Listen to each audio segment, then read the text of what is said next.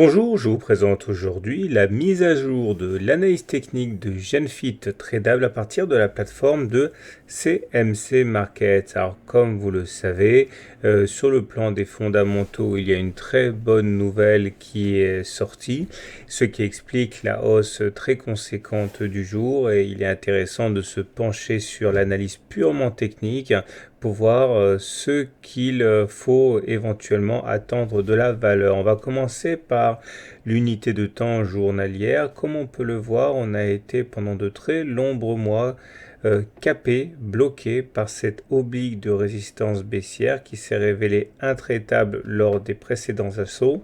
Et à bien y regarder, la cassure est intervenue fin août, suite à quoi on a eu droit à un throwback, c'est-à-dire un retour sur l'oblique de résistance baissière fraîchement cassée. Et nous sommes actuellement en train de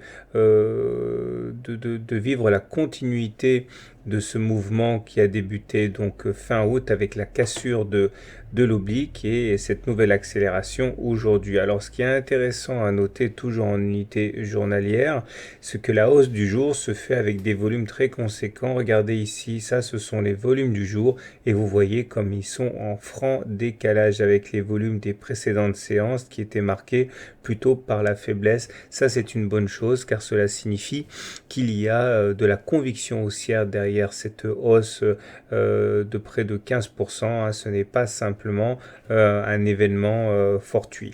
Alors on vient de casser justement cette zone des 38,5 euros qui était une zone globalement horizontale de résistance. On a réussi à la passer.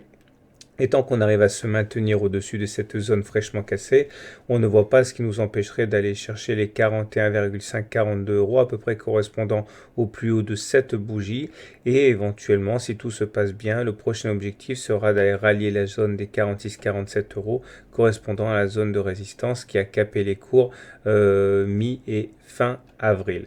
Alors, toujours dans le registre des bonnes nouvelles, la séance du jour, donc très très forte, a été marquée également par un gap de rupture, c'est-à-dire qu'il n'y a pas eu de cotation entre les plus hauts de la séance précédente et les plus bas de cette séance. Ça, c'est un signe de force parce que ça intervient alors qu'on venait de dessiner un drapeau. Les drapeaux sont constitués d'une espèce de mât comme ça et d'un canal qui peut être descendant ou horizontal.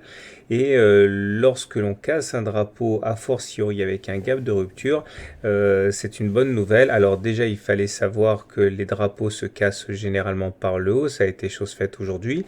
L'autre bonne nouvelle, c'est que l'objectif maximal théorique de cette figure correspond au report du mât sur la base du canal de la manière suivante, ce qui nous inviterait à aller chercher les 42 euros. Donc pas forcément tout de suite, mais c'est l'objectif qui est assigné. Alors, on enchaîne avec une analyse de type Ishimoku. Là, ce qui nous intéresse, c'est la situation par rapport au nuage. Le nuage, c'est la zone qui est un petit peu grise ici. Et comme vous pouvez le voir, quand on est en dessous du nuage, on est en tendance baissière, on a du mal à repasser au-dessus du nuage, on est vulnérable aux attaques.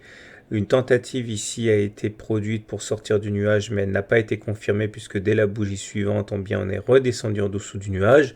Et la bonne nouvelle, c'est donc qu'aujourd'hui, la séance nous permet de nous hisser véritablement bien au-dessus et significativement au-dessus du nuage. C'est confirmé par la lagging span ici en bleu.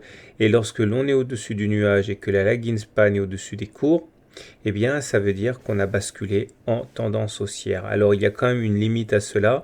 Il ne faudrait pas réintégrer demain le nuage, mais on a pris tellement d'avance aujourd'hui que ça semble assez délicat. Une fois cette séance passée, il faut savoir que la Tenkan ici en marron aux alentours de 37 euros joue généralement un rôle de bon support en cas d'attaque baissière. On va terminer avec une analyse rapide et hebdomadaire de la valeur. On retrouve ici notre oblique qui a été cassé. On voit que la cassure a été franche et on est en train de s'élever au-dessus de cette oblique de résistance. Les indicateurs techniques sont bien orientés avec le MACD qui est au-dessus de son signal. avec le stochastique qui est dans sa zone de surachat au-dessus de 80, c'est une bonne chose. Et le momentum qui est en territoire positif, ça veut dire que la force est maintenant haussière en unité de temps hebdomadaire. Voilà ce qu'on pouvait dire de Genfit. N'oubliez pas qu'il s'agit d'une analyse purement technique et pas fondamentale, et que les fondamentaux sont plus importants que l'analyse technique. L'analyse technique n'est qu'un outil de timing. Je vous souhaite une bonne journée et à très bientôt pour une autre analyse technique.